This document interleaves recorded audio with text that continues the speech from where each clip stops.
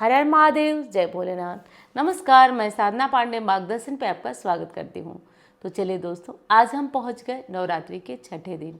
नवरात्रि के छठे दिन देवी कात्यायनी की पूजा होती है। देवी कात्यायनी की पूजा से जो भी भक्त होते हैं, यानी जो भी लड़के लड़कियां होते हैं, कुंवारे होते हैं, उनके विवाह में आ रही अड़चनें दूर होती है, बाधाएं दूर होती है, शीघ्र और मनचाहे विवाह की या मनचाहे जीवन साथी की प्राप्ति होती है।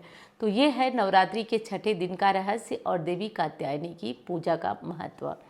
देवी कात्यायनी के बारे में कहा गया है कि ये कात्यायन ऋषि की पुत्री है। एक बार बड़ा तपस्या कर रहे थे, घनघोर तपस्या कर रहे थे कात्यायन ऋषि। तपस्या करते करते वर्षों बीत गया। वर्षों बीतने के बाद उनके सामने देवी योग माया प्रकट हुई। कात्यायन ऋषि ने यही वरदान मांगा कि हे देवी, आप मेरे घर मेरी पुत्री के रूप में जन्म लीजिए और मैं आपका पिता बनूं। देवी ने तथास्तु कहा और तभी जाकर देवी का यह स्वरूप कात्यायनी पड़ा, क्योंकि देवी कात्यायन ऋषि के यहाँ पुत्री के रूप में जन्म ली और उनका नाम कात्यायनी नाम से विख्यात हुआ। तो नवरात्रि के छठे दिन इसी देवी की पूजा होती है, देवी कात्यायनी की पूजा होती है। देवी कात्यायनी की पूजा करने से भक्त के रोग दोष तकलीफ़ें दूर होती है। और सबसे बड़ी चीज़, जिन व्यक्तियों की कुंडली में विवाह की बाधा होती है, किसी भी तरह से उनका विवाह नहीं हो पाता है, तो ये मानी हुई बात है कि कात्यायनी मंत्र के जप से जो विवाह की बाधाएं होती हैं वो दूर होती है। केवल देवी विवाह ही नहीं कराती हैं, संबंधी आ रही बाधाओं को भी देवी दूर करती हैं। और साथ साथ देवी की पूजा से भक्त में साहस का प्रादुर्भाव होता है। देवी की पूजा से भक्त के अंदर निडरता आती है और हर परिस्थिति से लड़ने की क्षमता आती है। देवी की पूजा में कुछ विशेष कार्य करना चाहिए, जो मैं बताती हूँ आपको। सबसे पहले तो नवरात्रि के किसी भी दिन हो गया, नवरात्रि के 9 दिन में कोई भी दिन हो गया, आप सुबह जल्दी जग जाइए। जल्दी जगने के बाद लाल रंग का वस्त्र पहनिए। आज लाल रंग का वस्त्र पहनिए और लाल रंग का वस्त्र पहनकर देवी की आराधना करिए। देवी की आराधना में सुबह जल्दी जगना है, लाल रंग का वस्त्र पहनना है, लाल रंग का ही ऊनी आसन ले लीजिए और आसन पे बैठ जाइए। आसन पर बैठकर गणेश जी का ध्यान करिए। गणेश जी का ध्यान करने के बाद देवी का ध्यान करिए। देवी का ध्यान करने का मंत्र क्या है या देवी का ध्यान आप किस मंत्र से करेंगे वो बता देती हूँ। ओम कात्यायनी देवी नमः। और जिन बच्चों के विवाह में विलंब हो रहा है, जैसे बेटियां हैं, ज़्यादातर समस्या तो बेटियों की ही होती है, तो कात्यायनी महामाये महायोगिनिधीश्वरी नंदगोप सुतम देवी पति में गुरुतम नमः, इस मंत्र का जप भी कर सकती हैं। तो ये मंत्र जपने से पति की शीघ्र प्राप्ति होती है। तो ज़्यादातर समस्या तो बेटियों की ही है, वैसे तो बच्चों की भी कम नहीं है समस्या, लेकिन इस समस्या से निजात मिल जाती है और व्यक्ति को मनवांछित जो वर होता है उसकी या वधू होती है उसकी प्राप्ति होती है। अब बात आती है कि पूजा करने बैठ गए, ध्यान का मंत्र भी जान गए। मंत्र को आज आप एक माला हो सके तो जप लीजिएगा। और जिन लड़कियों या लड़के के विवाह में विलंब हो रहा है, वो लोग जरूर आज इस मंत्र का जप करेंगे, कात्यायनी ओम कात्यायनी देव्य नमः, या फिर जो बड़ा वाला मंत्र बताई हूँ उस मंत्र का तो ज़रूर आप लोग जप कर लीजिएगा। जप करने से तकलीफें दूर होती हैं, ऐसा करने से। और हाँ, देवी कात्यायनी की पूजा में कुछ विशेष और काम आपको करना है, जो कि आप ज़रूर कर लीजिएगा। देवी कात्यायनी की पूजा में लाल रंग का पुष्प आज ज़रूर चढ़ाइएगा।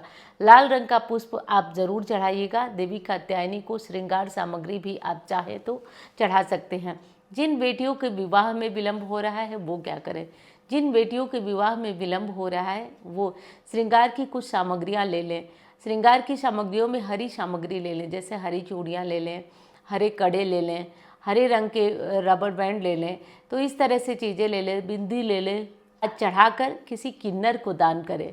ऐसा करने से आपका जो विवाह है वो शीघ्र बनता है, विवाह के योग शीघ्र बनते हैं।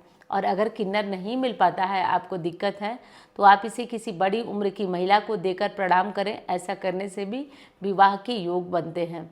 धन की संबंधी समस्या है, बहुत ज़्यादा समस्या है धन की, तो आज 5 बार श्री सूक्तम का पाठ घी का दीपक जलाकर शाम के समय, संध्या समय अनिवार्य रूप से करें। ऐसा करने से भी आपके दोष दूर होते हैं।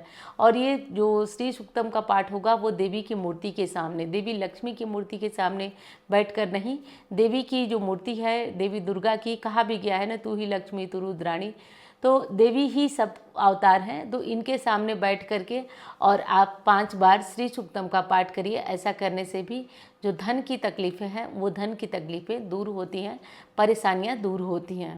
देवी की पूजा में चमकीले रंग का वस्त्र भी पहनकर पूजन किया जाता है, क्योंकि देवी का स्वरूप चमकीला भी माना जाता है। देवी का स्वरूप चमकीला है और देवी के बारे में ऐसी मान्यता है। नवरात्रि के छठे दिन देवी की पूजा में कुछ विशेष चीज़ों का ध्यान रखा जाता है। जैसे आज देवी को जो भोग लगाएंगे वो शहद का भोग लगाएंगे। शहद का भोग लगाइए, मीठे पान का भोग लगाइए, इससे देवी की विशेष कृपा बरसती है। तो शहद या मीठे पान का भोग आज देवी को जरूर लगाइए।